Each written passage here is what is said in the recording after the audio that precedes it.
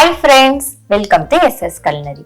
இன்னைக்கு நம்ம சேனல்ல ஒரு வெரைட்டி ரைஸ் தாங்க பார்க்க போறோம். அந்த வெரைட்டி ரைஸ் என்னன்னு பார்த்தீங்கன்னா புடலங்காய் ரைஸ். இந்த புடலங்காய் ரைஸ் பண்றதுக்கு நார்மலா புடலங்காய் மட்டும் நான் யூஸ் பண்ணாம இது கூட கொஞ்சம் காராமணியும் சேர்த்து புடலங்காய் ரைஸ் எப்படி பண்ணலாம் தான் இன்னைக்கு நம்ம பார்க்க போறோம். வாங்க பார்க்கலாம்.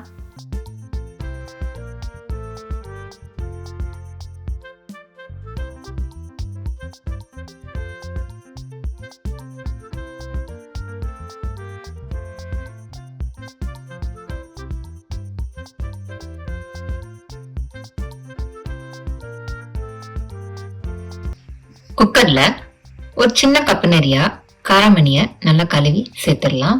அது கூட கொஞ்சம் தண்ணி ஊத்திட்டு நம்ம வேக வச்சிடலாம்.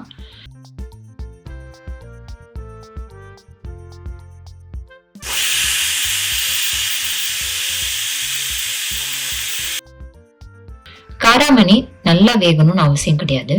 ஒரு 90% வெந்தா போதும்.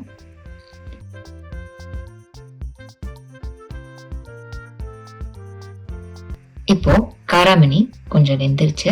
இதை நம்ம ஒரு பவுல்ல எடுத்து வச்சிடலாம். இப்போ குக்கர்ல கொஞ்சம் எண்ணெய் ஊத்திக்கலாம்.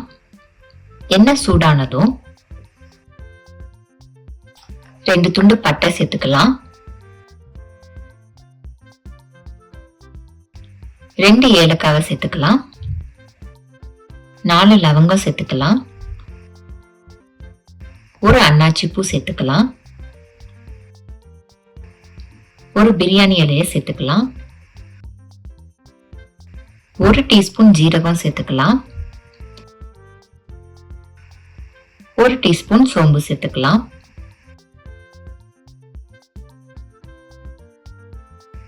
அஞ்சு பல்லு பூண்டு பொடியா கட் பண்ணி சேர்த்துக்கலாம். சின்னதா ஒரு துண்டு இஞ்சி பொடியா கட் பண்ணி சேர்த்துக்கலாம். இப்ப இது எல்லாமே நல்லா மிக்ஸ் பண்ணிக்கலாம்.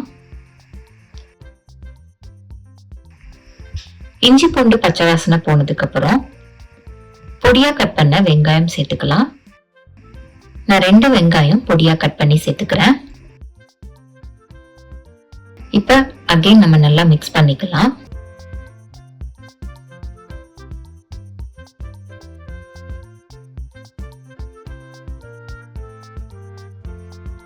ரெண்டு பச்சை மிளகாவை சேர்த்துக்கலாம். அகைன் நல்லா மிக்ஸ் பண்ணிக்கலாம். வெங்காயத்தோட பச்சை வாசனை போற வரைக்கும் நம்ம வதக்கி விடலாம்.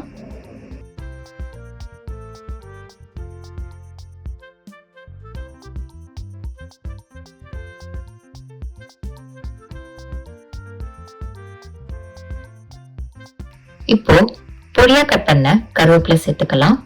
பொடியா கட் பண்ண புதினா சேர்த்துக்கலாம். அகைன் நம்ம நல்லா மிக்ஸ் பண்ணிக்கலாம்.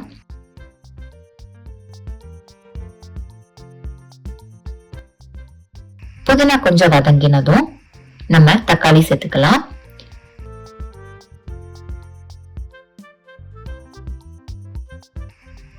நான் 2 தக்காளி பொடியா கட் பண்ணி சேர்த்துக்கிறேன். இப்போ தக்காளி நல்லா வதங்குற வரைக்கும் நம்ம நல்லா வதக்கி விடலாம்.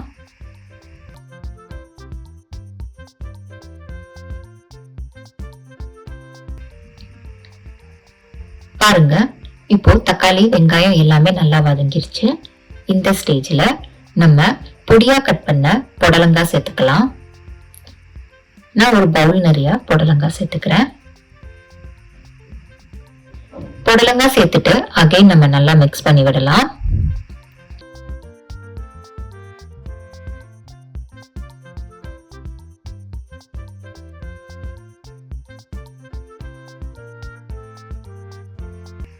புடலங்காய் நல்லா மிக்ஸ் ஆனதுக்கு அப்புறம் நம்ம மசாலா ஆட் பண்ணிக்கலாம்.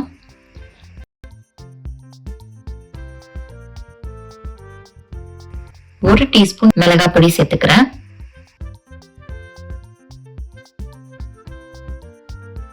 1/2 டீஸ்பூன் மஞ்சள் பொடி சேர்த்துக்கலாம். 1/2 டீஸ்பூன் கரம் மசாலா சேர்த்துக்கலாம். 1/2 டீஸ்பூன் மல்லிப்பொடி சேர்த்துக்கலாம். இப்போ இது எல்லாமே நல்லா மிக்ஸ் பண்ணிக்கலாம்.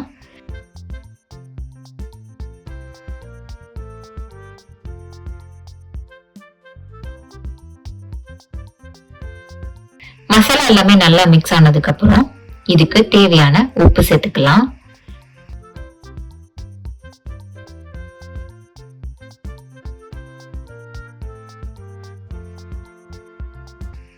உப்பு சேர்த்துட்டு அகைன் நம்ம நல்லா மிக்ஸ் பண்ணிக்கலாம்.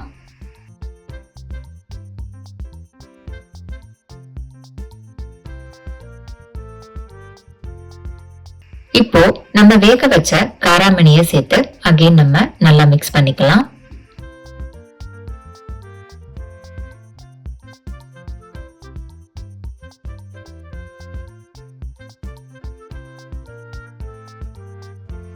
காராமணி நல்லா மிக்ஸ் ஆனதுக்கு அப்புறம் நம்ம அரிசி சேர்த்துக்கலாம். நான் இன்னைக்கு ஒரு கப்பு நிறைய பாஸ்மதி ரைஸ் எடுத்திருக்கேன். பாஸ்மதி ரைஸ் ஆல்ரெடி நான் நல்லா கழுவி ஒரு 20 நிமிஷம் நான் ஊற வச்சிருக்கேன். ஊற வச்ச அரிசிய நான் இது கூட சேர்த்துக்கிறேன். அரிசி சேர்த்துட்டு கொஞ்சம் நல்லா மிக்ஸ் பண்ணிக்கலாம்.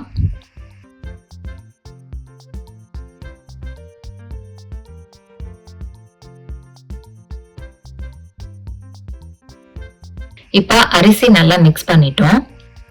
இப்போ நம்ம தண்ணி ஆட் பண்ணணும். நம்ம எந்த பவுல்ல அரிசி எடுத்தோமோ அதே பவுல்ல 1.25 அளவு தண்ணி நம்ம சேர்த்துக்கணும். நான் இந்த கப்ல தான் அரிசி எடுத்திருக்கேன். சோ இதே கப்பு நிறைய 1.25 அளவு தண்ணி நான் சேர்த்துக்கிறேன்.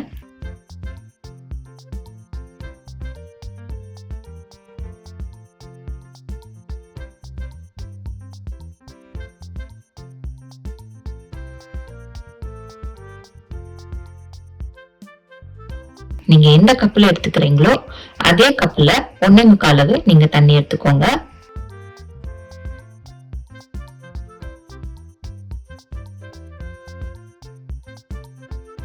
இப்போ நம்ம தண்ணி சேர்த்ததுக்கு அப்புறம் கொஞ்சம் நல்லா மிக்ஸ் பண்ணிட்டு இது நல்லா கொஞ்சம் கொதி வர வரைக்கும் நம்ம வெயிட் பண்ணணும்.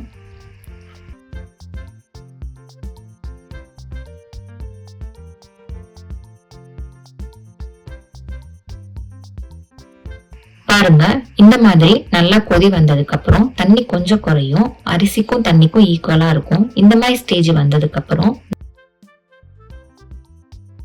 நம்ம குக்கர் மூடி வச்சு க்ளோஸ் பண்ணிடலாம்.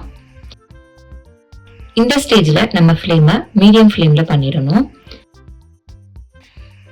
ஒரு விசில் வர வரைக்கும் நம்ம வெயிட் பண்ணணும்.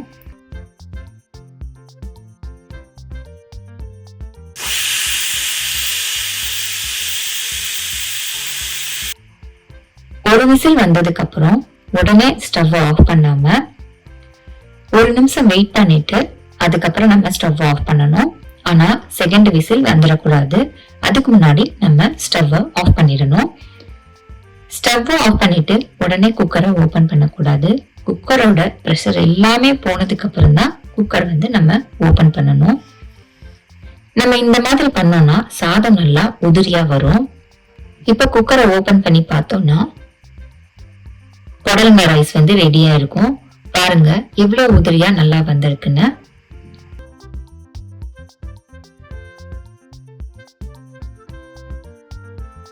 நான் சொன்ன மெத்தட்ல கரெக்டா ஃபாலோ பண்ணுங்க. தண்ணி அளவு கரெக்டா ஊத்துங்க. உங்களுக்கு இந்த மாதிரி நல்லா உதிரியா வரும். இப்போ இத நம்ம ஒரு பிளேட்ல சர்வ் பண்ணிடலாம்.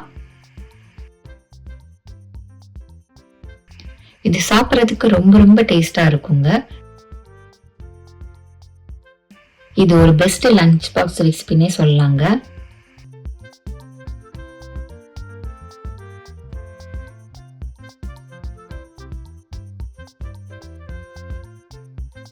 இவ்வளவு ஈஸியா புடலங்காய் ரைஸ் எப்படி பண்றதுன்னு பார்த்தோம். இது நார்மலா புடலங்காய் மட்டும் வச்சு பண்ணலாம். பட் அது கூட நம்ம காராமணி சேர்க்கும் போது சாப்பிடறதுக்கு ரொம்ப டேஸ்டாவும் இருக்கும். குழந்தைங்க ரொம்ப விரும்பியும் சாப்பிடுவாங்க. இதுக்கு சைடிஷா ரொம்ப பெருசா எதுவும் தேவைப்படாதுங்க. நான் நார்மலா அப்பளம் வச்சு கூட சாப்பிடுவேன். டேஸ்ட் ரொம்ப நல்லா இருக்கும். இது ஒரு பெஸ்ட் லஞ்ச் பாக்ஸ் ரெசிபினே சொல்லலாம்.